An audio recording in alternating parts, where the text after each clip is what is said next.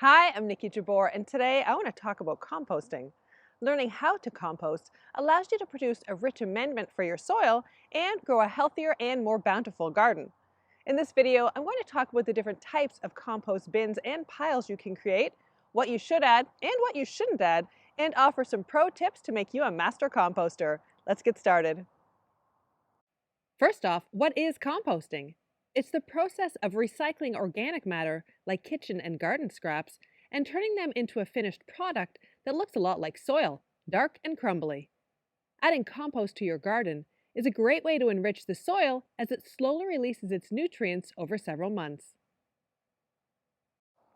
It also improves soil structure, breaking up clay soils and helping sandy soils retain nutrients.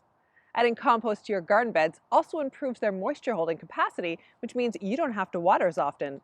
And because it's full of life, adding compost introduces beneficial organisms to your soil. There are many types of bins available for composting. If you have a small space or an urban garden, you can use enclosed bins made of wire or plastic, or even buy or DIY a tumbling bin. With more room, you can build a 2 or 3 bin system using wooden planks, pavers, and other materials.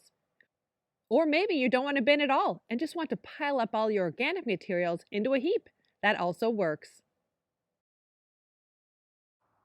Ideally, a compost pile should be between 3 cubic feet and 5 cubic feet. If it's too small, it won't heat up enough to decompose the materials quickly. If it's too large, it's hard to turn and care for. Also, place the bin in a spot where it's convenient to add materials. It should be close to the house and close to the garden. Okay, now that we know more about the types and sizes of compost bins and piles, let's learn about what to add to your compost bin. There are two main groups of materials: carbon suppliers and nitrogen suppliers. The carbon materials, often called brown materials, include fallen leaves, straw, and shredded newspapers. They're dry and often brown in color.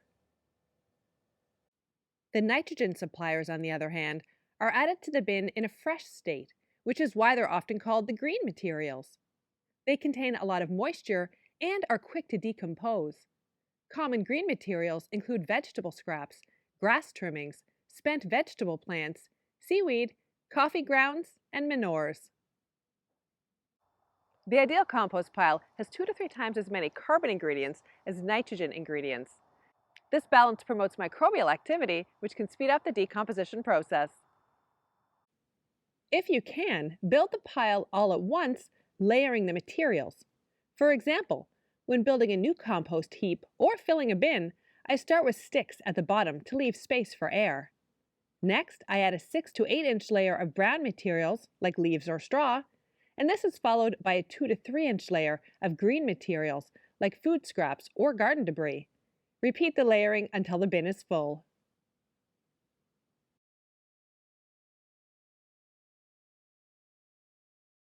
Water each layer lightly as it's added to ensure consistent moisture throughout the pile. I also like to add a few shovelfuls of garden soil or finished compost to the pile as it's built to introduce beneficial composting microorganisms. There are a few items that I don't add to my compost bins. These include table scraps like meat, bones, and other fatty foods because they can attract pests.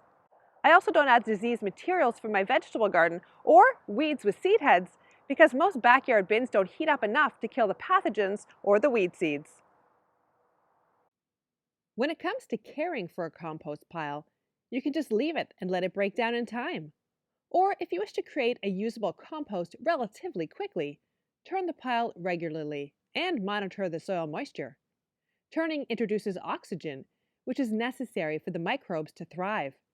It also reduces the risk of a bad odor, which is a sign the pile is fermenting, not decomposing.